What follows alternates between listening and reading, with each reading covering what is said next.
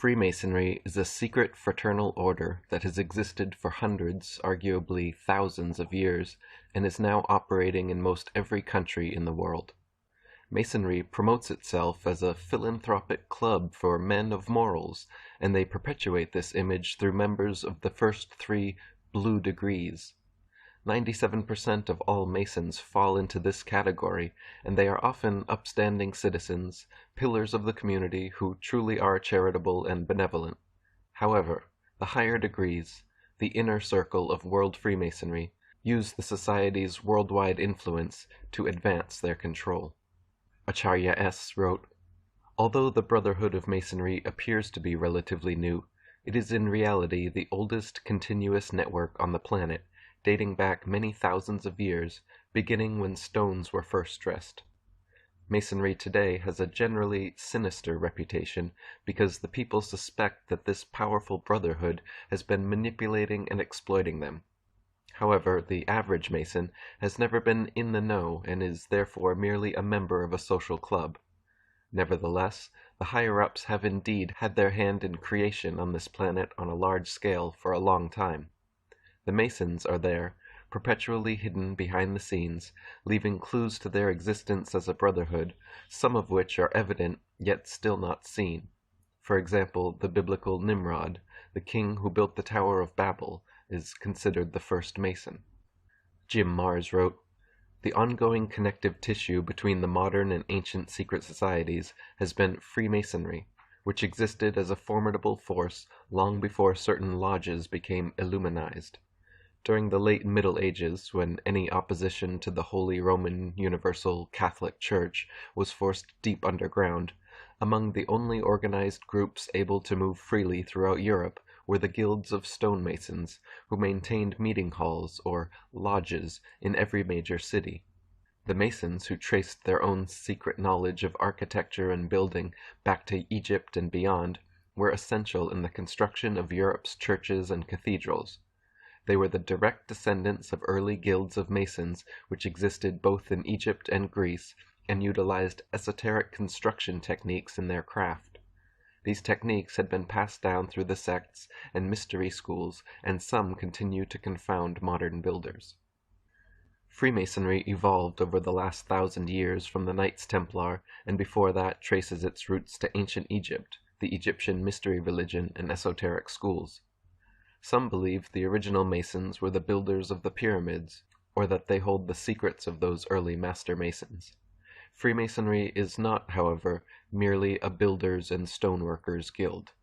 Right from the first degree, initiates take blood oaths, perform occult rituals, and begin learning about a number of arcane subjects, delving deeper as they rise in degrees.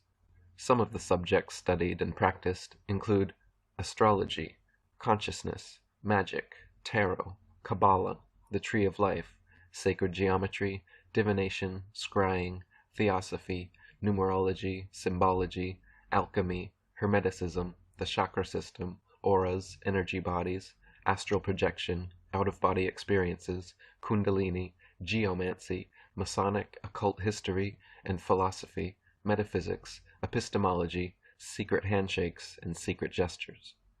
Masons rise in degrees through a process of rituals and initiations. They read books like Machiavelli's The Prince and Albert Pike's Morals and Dogma, then write essays detailing whether they agree philosophically with people like Pike, Hegel, Machiavelli, and others. These essays are then sent to the headquarters of International Freemasonry and reviewed by top-level Masons. If the initiate agrees that the few should control the many, and that secret society rule is virtuous, etc., then he is congratulated and promoted through higher degrees. If the initiate disagrees that the few should control the many, and holds a genuinely moral position, then he is congratulated and promoted within his existing branch, never to rise above the blue degrees. Every Mason will disagree with this, however, because most Blue Lodge Masons genuinely do not know, and high-ranking Masons are sworn to secrecy. Commander of the Supreme Council of the 33rd Degree and Supreme Pontiff of Universal Freemasonry, Albert Pike, wrote in his Morals and Dogma, "The blue degrees are but the outer court or portico of the temple. Parts of the symbols are displayed there to the initiate, but he is intentionally misled by false interpretations. It is not intended that he shall understand them, but it is intended that he shall imagine that he understands them. Their true implication is reserved for the adepts, the princes of Masonry. 33rd degree Masonic historian Manly P. Hall wrote, "Freemasonry is a fraternity within a fraternity, an outer organization concealing an inner brotherhood of the elect. It is necessary to establish the existence of these two separate yet interdependent orders, the one visible and the other invisible. The visible society is a splendid camaraderie of free and accepted men enjoined to devote themselves to ethical, educational, fraternal, patriotic, and humanitarian concerns. The invisible society is a secret and most august fraternity whose members are dedicated to the service of a mysterious arcanum arcandrum, a sacred secret. Those brethren who have essayed to write the history of their craft have not included in their disquisitions, a formal discourse or treatise, the story of that truly secret inner society, which is to the body Freemasonic what the heart is to the body human. In each generation only a few are accepted into the inner sanctuary of the work.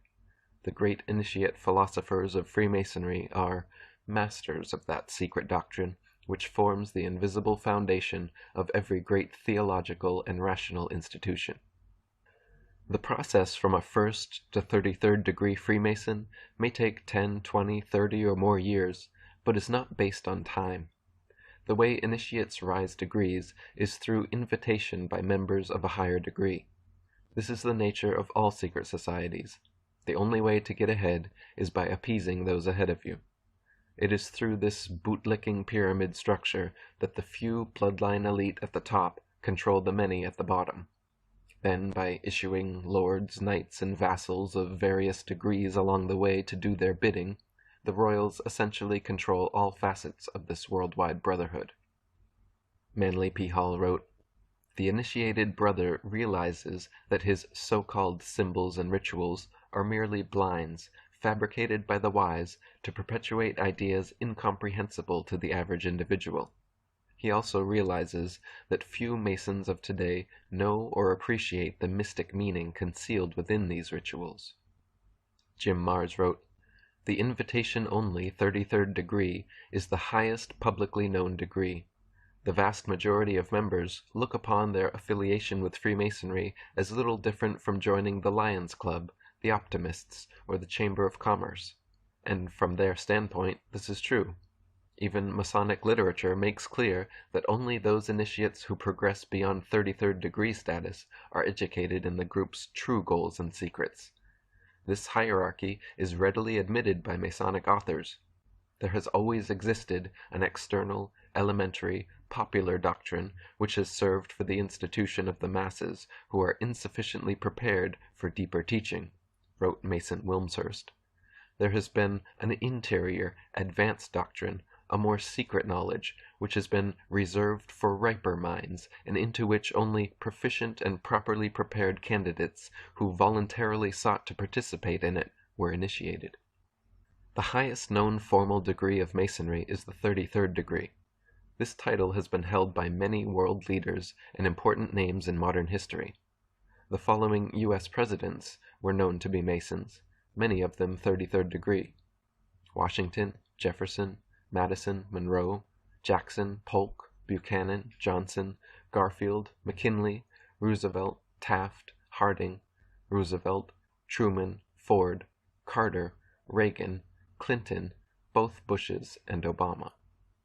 All the following people were also Masons, most of them 33rd degree: Buzz Aldrin, John Glenn, Yasser Arafat, Tony Blair, John Wilkes Booth, James Cameron, Winston Churchill, Walt Disney, Bob Dole, Frederick Engel, Newt Gingrich, Mikhail Gorbachev, Al Gore, Billy Graham, Richard Holbrooke, J. Edgar Hoover, Colonel Mandell House, Saddam Hussein, Burl Ives, Jesse James, Jesse Jackson, Henry Kissinger, Vladimir Lenin, Robert McNamara, Karl Marx, Lord Alfred Milner, Benjamin Netanyahu, Albert Pike, Prince Philip, Colin Powell, Cecil Rhodes, James Rothschild, Charles Taze Russell, Joseph Stalin, Strom Thurmond, Leon Trotsky, Paul Warburg, H.G. Wells, and thousands more.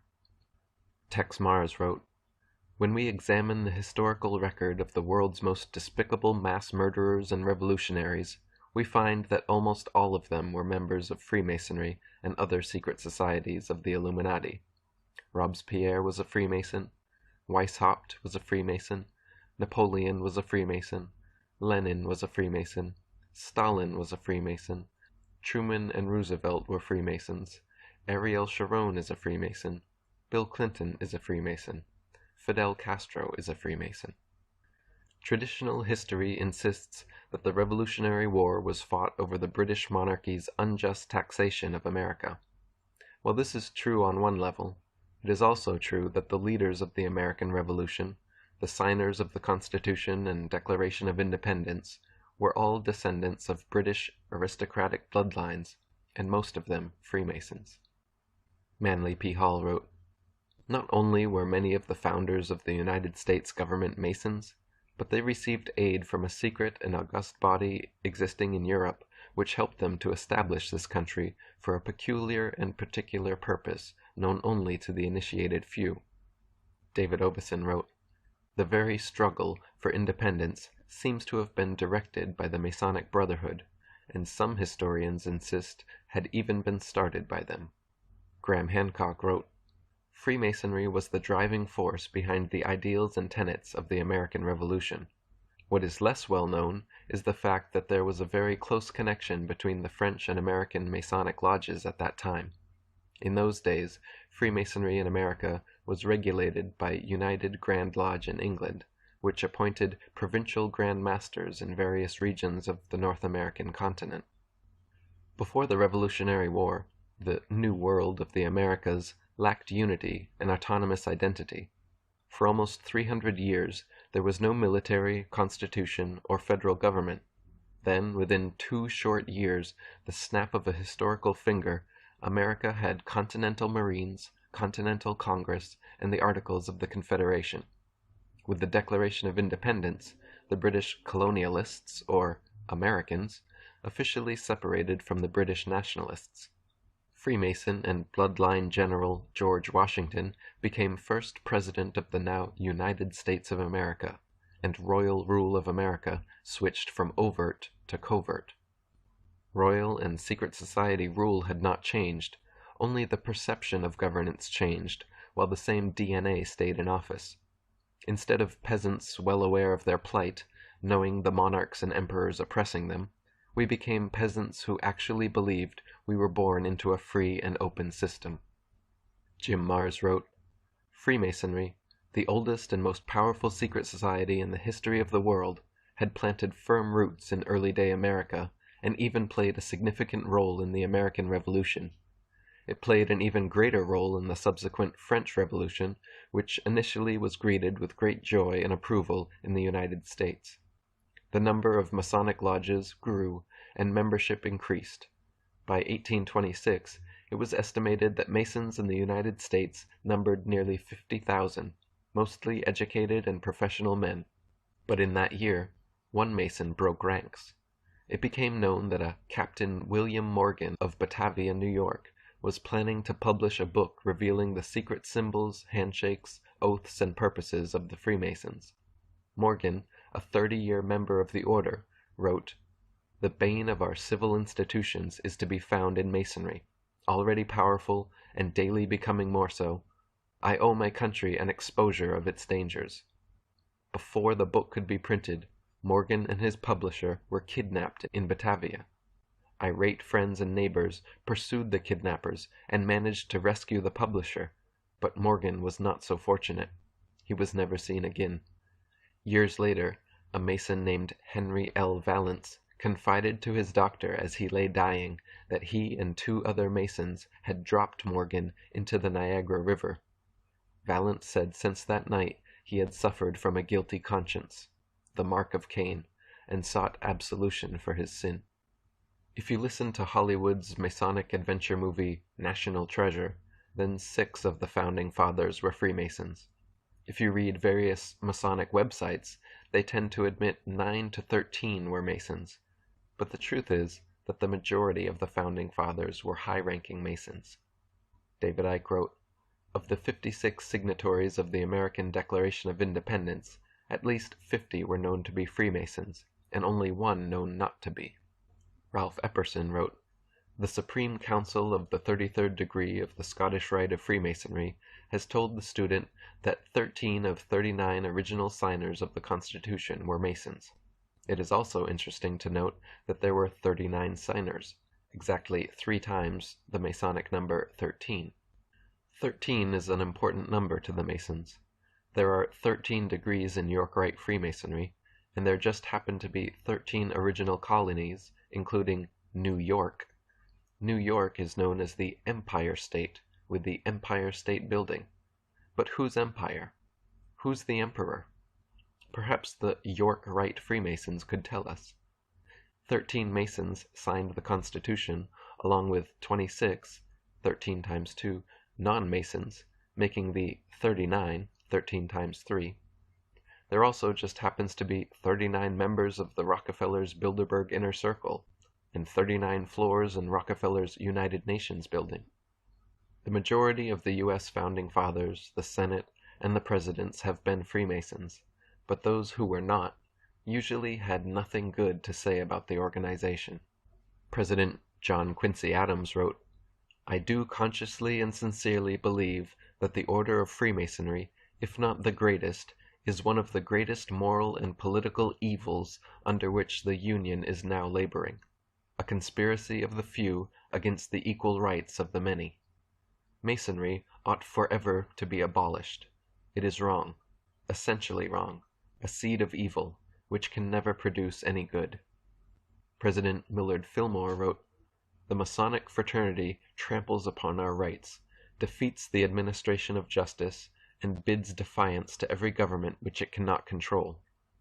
President Ulysses S. Grant said, "All secret oath-bound political parties are dangerous to any nation, no matter how pure or how patriotic the motives and principles which first bring them together." Supreme Court Chief Justice John Marshall said, "The institution of Masonry ought to be abandoned as one capable of much evil, and incapable of producing any good which might not be effected by safe and open means." And Reverend John G. Stevens wrote, "Masonry was a state within a state, and that one day Masons would overthrow the democratic government of the United States and would crown one of their grand kings as ruler of this nation."